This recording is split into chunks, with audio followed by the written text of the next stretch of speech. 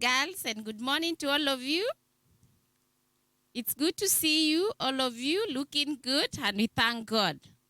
So I welcome you to our service this morning. It's a very beautiful, chilly morning. We thank God for it.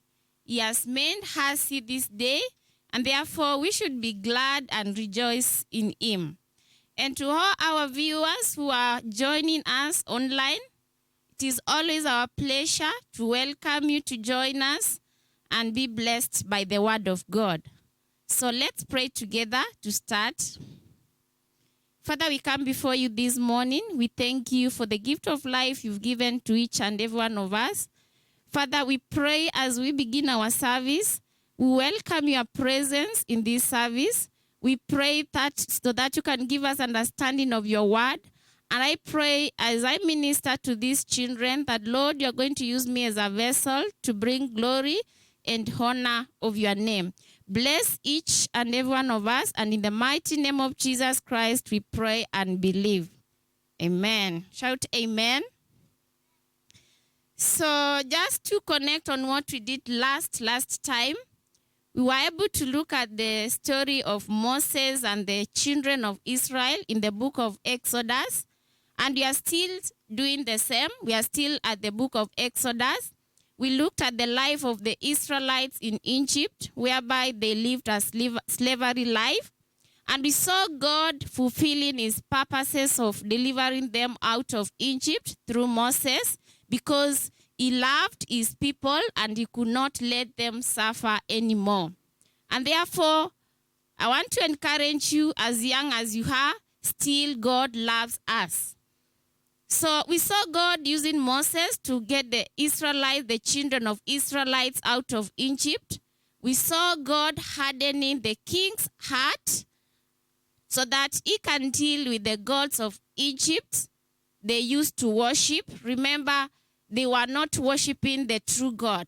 And that is one of the main reasons why he wanted his people out of Egypt, so that they can go to another land and worship the only true God and serve him. And we saw God releasing the 10 plagues to deal with the gods of Egypt. And to begin with the last plague, we looked at the last plague. We stopped at the last plague, whereby we saw the death of the firstborns among the Egyptians, whereby God had ordered, released the plague of the firstborn. He said that all the firstborns among the Egyptians to be killed. And we saw on the other side, as that was happening, the Israelites were celebrating Passover so as to mark how God saved them. Remember, God had given them instructions that they should kill a lamb and apply blood on their doorpost so that they can be saved. And this is the same thing. We see Jesus coming and dying for me and you so that we can have eternal life. And eternal life is forever living with God and Christ, and living with God and Jesus in heaven, and not going to hell and burning forever. Praise the Lord. And therefore, I want us to continue with the Exodus journey. So we see after the last plague, the Israelites are living out of Egypt, guided by Moses. And this story of Moses inspires me too much. When I look at the life of Moses, how Moses was born. Moses was born when the king had ordered killing of baby boys. And we saw God saving Moses. Remember when Moses was born, his mother put him in a basket and went to hide him in a river.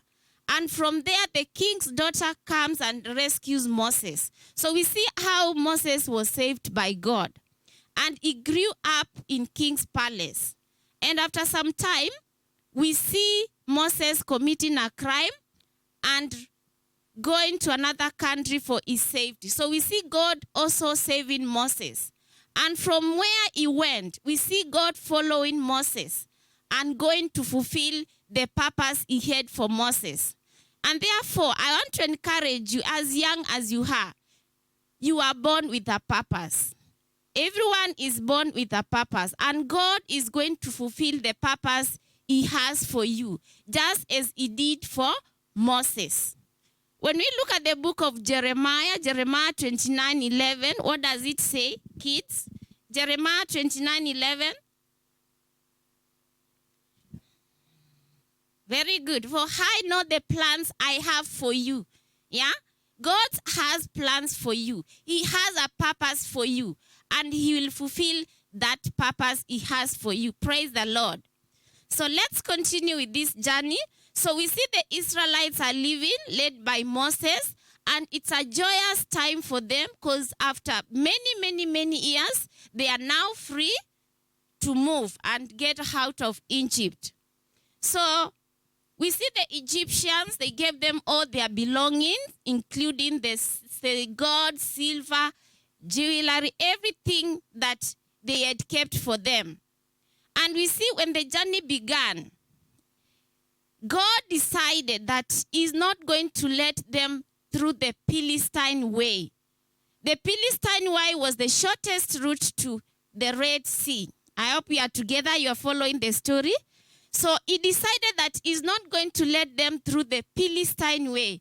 And I've told you the Philistine way was the shortest route to the Red Sea. But he decided that he's not going to let them to that route because he knew that if they use that way, the Israelites will go into war with the Philistines. You remember me telling you the story of Philistine? They used to go to the war with the Israelites. So he decided that he's not going to let them through that way. And therefore, he decided he's going to take through them a longer route so that they cannot be scared. And therefore, as the journey continues, we see an interesting thing. When they were on their journey, an angel, the Bible tells us that God put an angel in front of the Israelites that brought a pillar of cloud. We can get that one from the Exodus 13, number 17. Yeah, God put an angel in front of the Israelites. And this angel of God brought a pillar of cloud, which went ahead of the Israelites during the day. And this was to show them the way. The pillar of cloud was to show the Israelites the way during the day. And he also brought a pillar of fire at night to give them light. And because of these two pillars, the pillar of cloud and the pillar of fire, the Israelites were able to move during the day and at night. Praise the Lord. So we see when the Israelites left, back in Egypt, we see the king changing his mind and he's asking himself, oh, what have I done? Why have I let them go? Who is going to serve us? Remember, they were slaves. The Israelites used to do all the types of jobs in Egypt. So the king is wondering, why have I left them go? Who is going to serve us? Who is going to build the houses they used to build for us? And who is going to do the other things they were doing? So we see the king is thinking and saying, oh no, I think I've just made a mistake. And we see he takes his army and chariots and they followed the Israelites. They went after the Israelites to stop them and bring them back. And the Bible tells us that when the Israelites saw the Egyptians coming, they were already at the Red Sea. They were already stuck at the Red Sea, and they were terrified, they were scared, they were worried, and they started crying to Moses. And they were telling Moses, why did you bring us here? You brought us here to die. You could have left us in Egypt to die there as slaves. They were complaining to Moses. And we see God, we see the pillar of cloud that was ahead of the Israelites, going behind the Israelites. And it stood in between the Israelites and the Egyptians. And therefore, the Egyptians were kind of held back. Praise the Lord. And we see God speaking to Moses. We see Moses speaking to God and asking God what to do. Because remember, at the beginning of journey, God had promised Moses that he's going to be with him throughout the journey. And therefore, any problem Moses encountered, he could go back to God, talk to God, and ask God, what am I going to do? And we see God talking to Moses and telling Moses,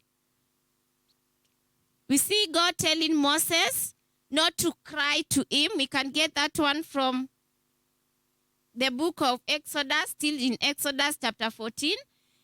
We see God telling Moses to raise his staff and stretch out his hand over the sea. And Moses did exactly what God told him. And we see God doing a miracle. We see God doing a miracle. The sea is parted. We see two walls, one at the right and the other one on the left. And the ground in between becomes dry. And therefore the Israelites passed safely to the other side. And when they crossed to the other side, we see the Egyptians were still coming after them. They were behind them. And because they were pursuing to go and get the Israelites, we see God telling Moses again to raise his staff. And the sea, another miracle happens here. We see the sea coming together, God doing another miracle. So the sea comes together, and the Israelites, they all drowned in the sea, and they died in there. And we see God reminding the Israelites that the Egyptians will know the true God, I am. Praise the Lord. So we see the Israelites, they crossed to the other side of the Red Sea, and they were very, very happy because God has saved them once more again. God is still saving them. He's still with them. So they cross to the other side and they are singing to God, praising God because God has saved them. And therefore the journey continues. We see when they cross to the other side, they are now faced to new realities of hardship. And because I don't want you to confuse, I want to stop there so that we continue next time from where we have stopped, so that we see when they cross to the other side, the hardship they faced on the other side. So when they cross to the other side, they now face new realities of hardship, including the lack of water, lack of food, and God will be able to see that God provided for them. So I want to stop there, and we'll continue from there next time. So I want to thank you for joining me. May God bless you, all of you. Continue taking care of yourself. Remember to take care of yourself. Continue keeping safe at home and at school. And may God bless you. See you next time. Bye-bye.